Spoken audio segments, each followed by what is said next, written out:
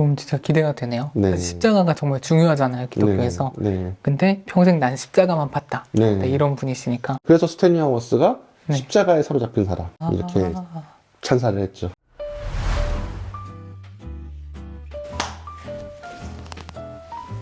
네, 안녕하세요. 비아 프렌즈 장민혁입니다. 안녕하세요. 비아에서 책을 만들고 있는 민경찬 편집장입니다. 네, 비아 언박싱은 비아의 새로 나온 책의 외형, 내용, 그리고 한방을 통해 그 신간을 살펴보는 코너인데요. 오늘 저희가 준비한 책은요, 드디어 실물이씨 언박싱을 해보네요. 네. 네. 그래서 예수의 마지막 말들, 네. 플레밍 러틀리지 네. 책이네요. 네. 그래서 이 제목이 되게 익숙해가지고 네. 생각해보니까 작년에 예수의 마지막 날들 그쵸. 책이 나왔었죠. 네. 그래서 비슷한 시기에 나왔던 것 같은데, 딱 저희한테는 네. 사순절 2부작이라고 할 수 있습니다.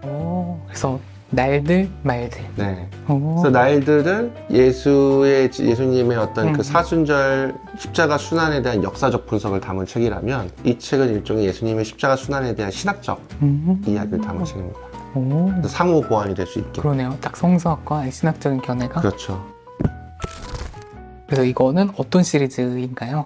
시선들 시리즈. 시선들 시리즈고, 이 문양은 영성. 영성. 성서학일까 영성일까 했는데 영성 네. 시리즈고. 영성 혹은 뭐 신학이라고 해도 되겠죠. 네. 그리고 좀 이 색깔에도 의도가 있으신가요? 이 책은 특히나 이제 예수의 마지막 말들이란 것처럼 그 십자가 위에서 하신 7가지 말씀, 복음서에 나오는, 이걸 막 전통적으로 가상칠언이라고 하죠. 그 가상칠언을 보통은 성금요일 예배 때 전통적으로 드리곤 했어요.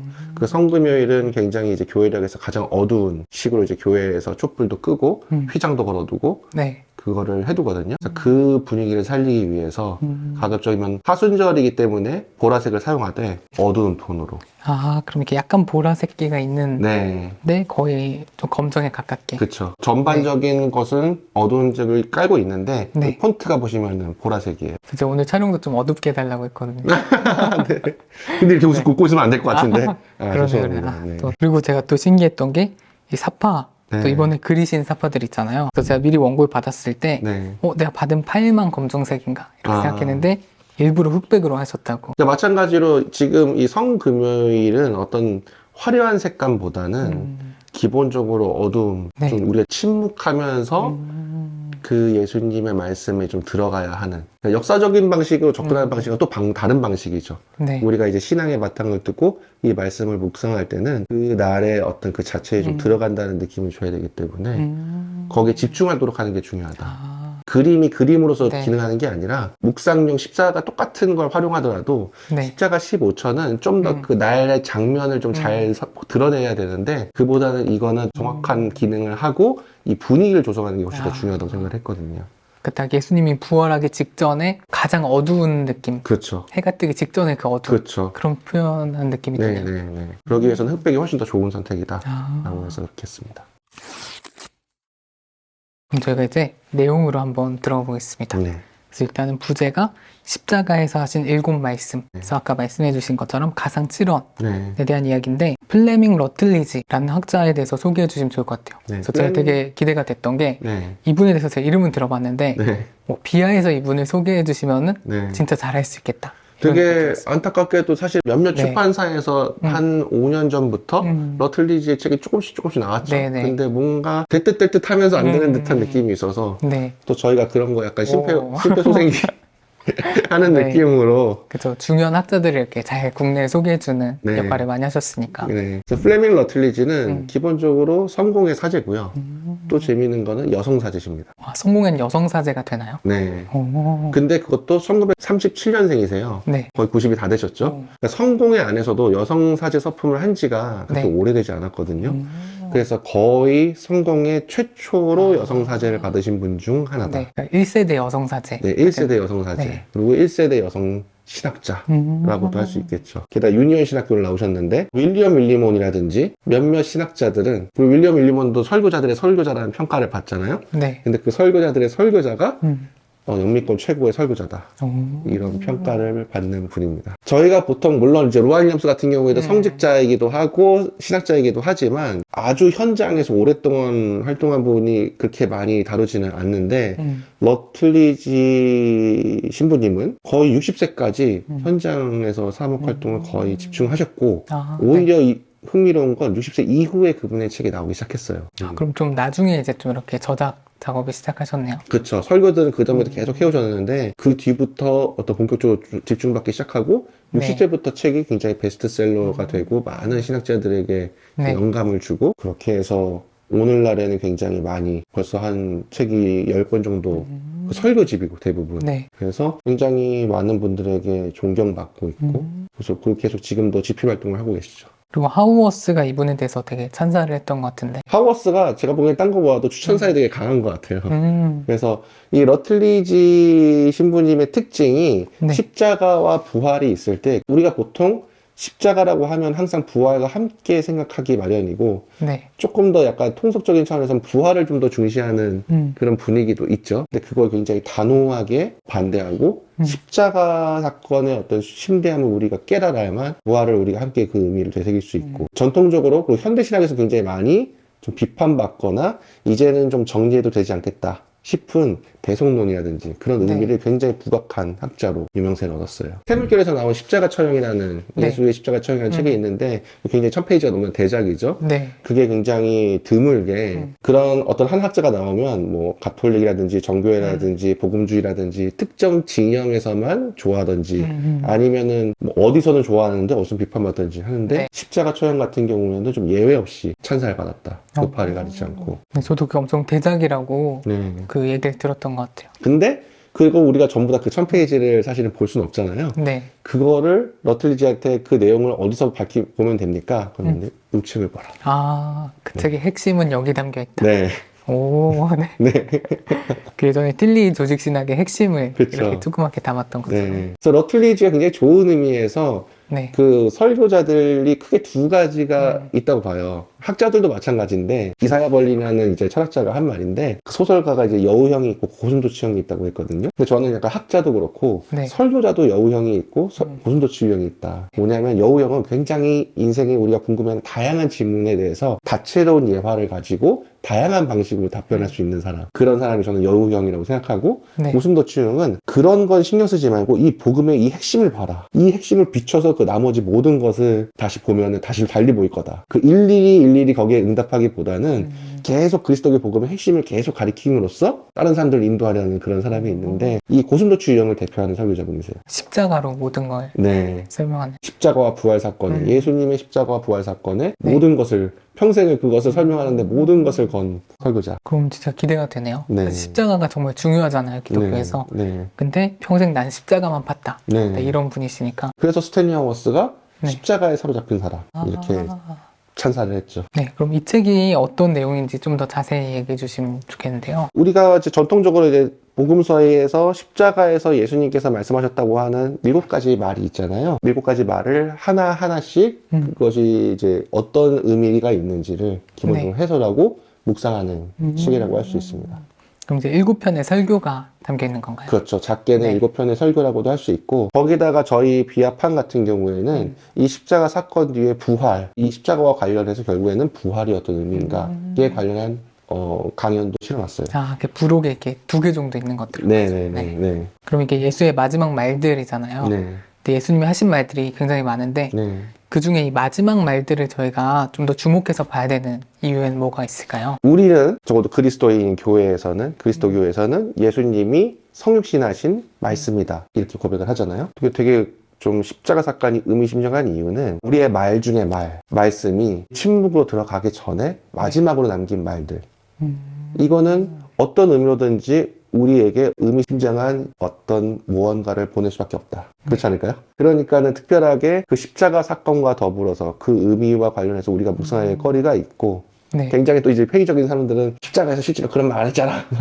이런 거 보는데 중요한 거는 예수님 안에서 그런 그 성령의 영감을 통해서 어쨌든 복음서 저자들이 그 십자가 사건에서 예수님께서 우리에게 이러한 메시지를 보내셨다. 그것을 말로 표현한 걸 수도 있고 그것은 우리가 알 수 없죠 사실은. 근데 적어도 그 메시지 예수님께서 그 십자가에 남기신 메시지는 일종의 다잉 메시지인 거죠. 우리의 월즈가 남긴 로고스가 남긴 다잉 메시지는 과연 무엇일까? 그것을 찬찬히, 굉장히 이거는 오랜 전부터, 그래서 교회에서는 이것을 성금요일날 십자가 네. 사건에서 하나씩 추려가지고 묵상하는 시간을 가졌던 거고, 우리는 여전히 그것을 매해 반복해서 예수님의 그 말들을 통해서 우리의 말들을 다시 살펴보고, 그리고 우리가 또 그 말씀에 하나님의 형상으로서의 또 언어잖아요. 우리 자신이 하나님을 표현하는 언어가 될 수 있는데 그 언어를 다시금 새길 수 보일 수 있는 자리가 될 수 있는 거죠. 전 이 책에서 인상 깊었던 부분이 패션 오브 크라이스트를 보면 너무 예수님의 육체적 고통에만 집중한 것처럼 보인다. 근데 사실 복음서의 기자들은 거기에 그렇게 주목하지 않았고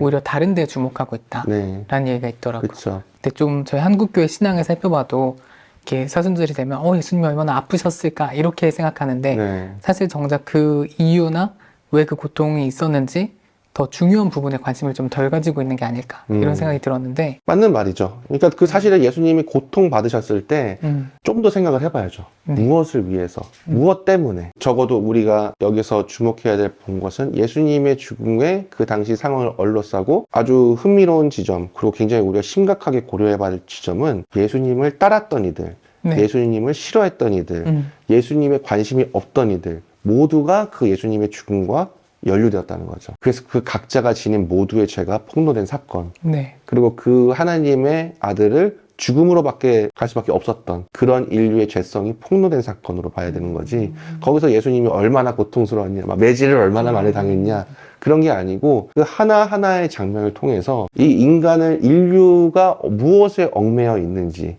우리가 왜 하나님의 아들을 거부할 수 없는 상황에 우리의 무엇이, 그 폭력이 훨씬 더 무서운 폭력이고, 십자가라는 방식이 더 채찍맞고 십자가에 달린 것들이 중요한 게 아니라 그 안에서 우리가 어떠한 방식으로 몰아가는가, 그리고 여전히 아마도 지금 그것은 아마 우리를 얽매고 있는 것인데, 근데 그렇기 때문에 동시에 근데 고민해볼 거는, 그럼에도 불구하고 왜 예수님은 그거에 대해서 십자가라는 방식으로 감내하셨는가, 그 죽음에 대해서 그냥 도망가시면 되잖아요. 이를테면 아니 그냥 난 전혀 아프지 않지.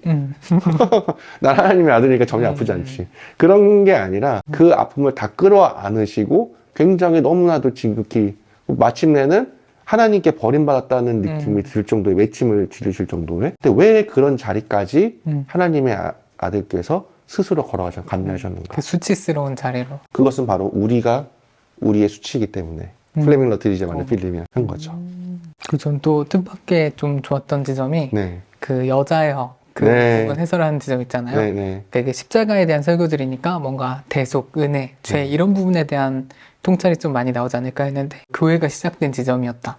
이렇게 해서 뭔가 저희가 교회하면 왠지 오순절 성령 사건 이후에 이제 교회 탄생한다 이런 느낌이 있는데, 십자가 사건에서 교회가 시작한다.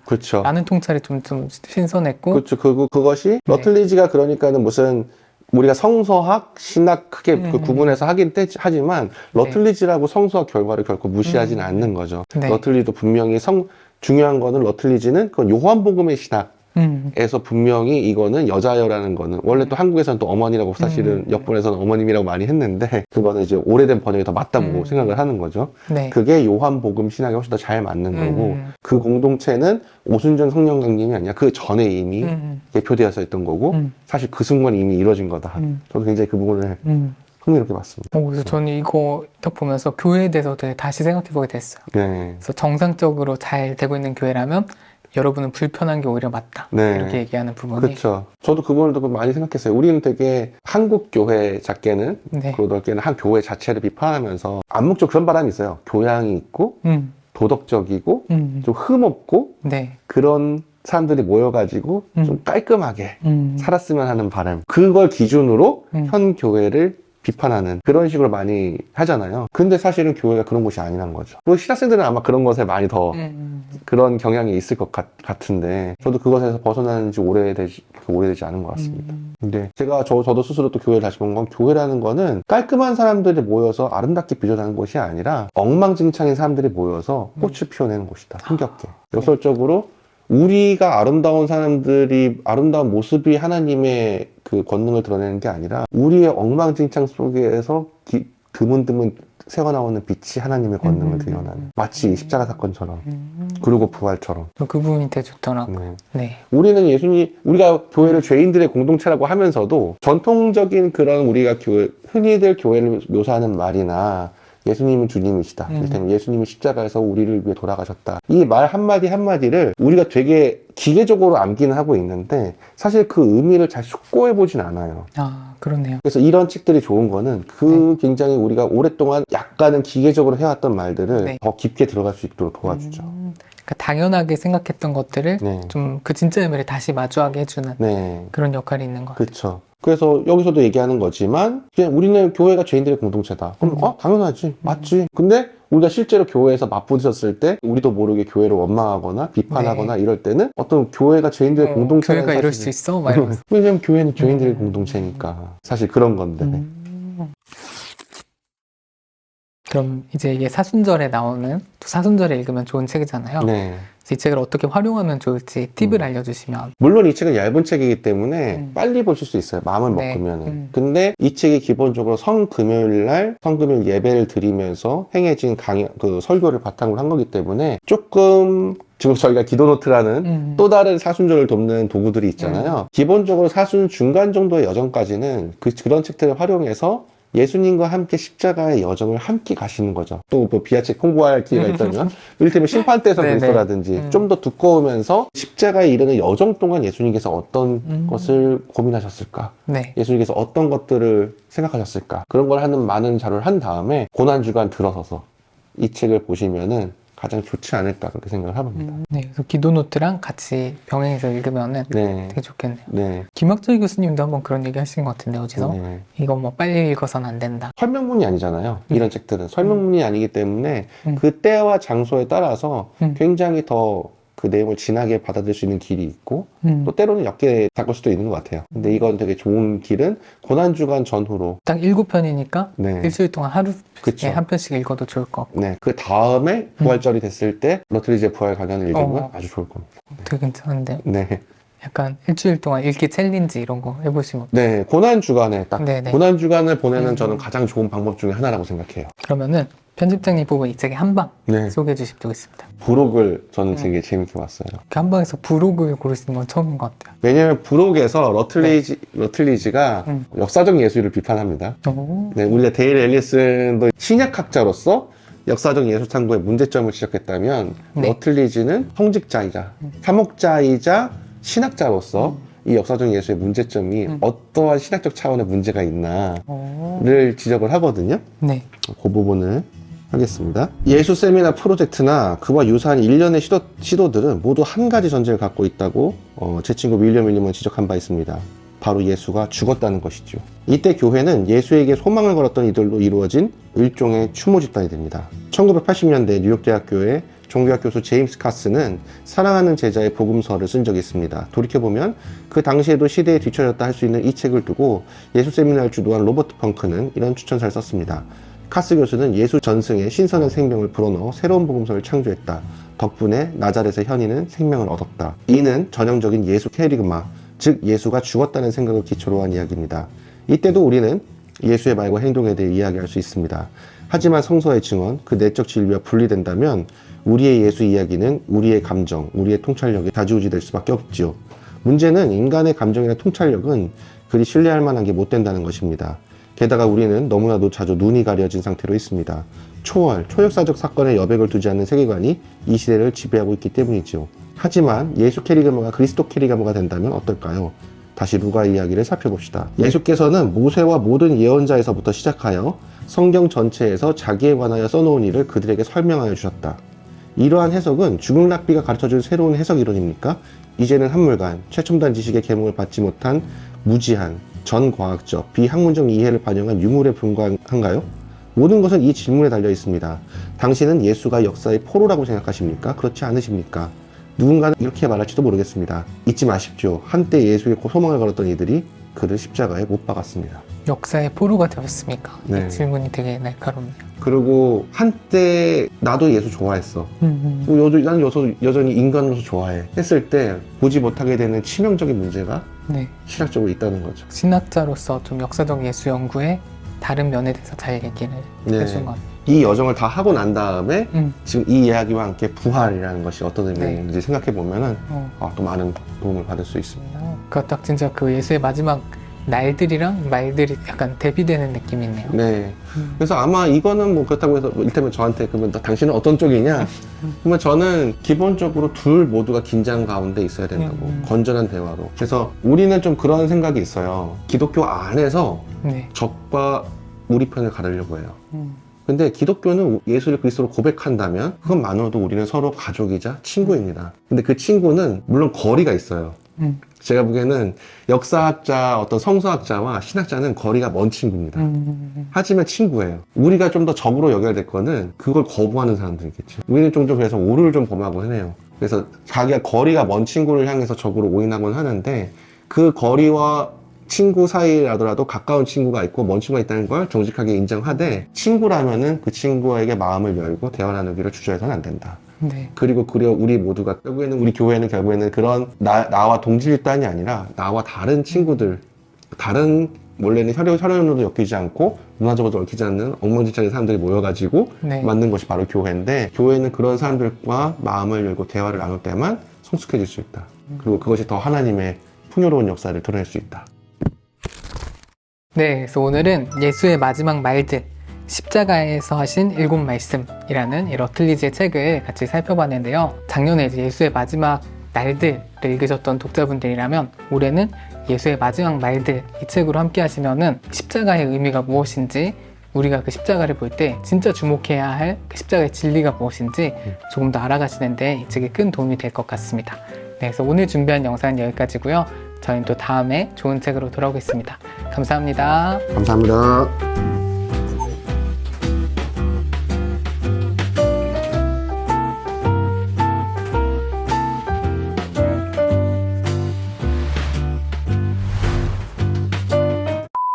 그리고 번외편으로 제가 궁금한 게 있었는데 네네.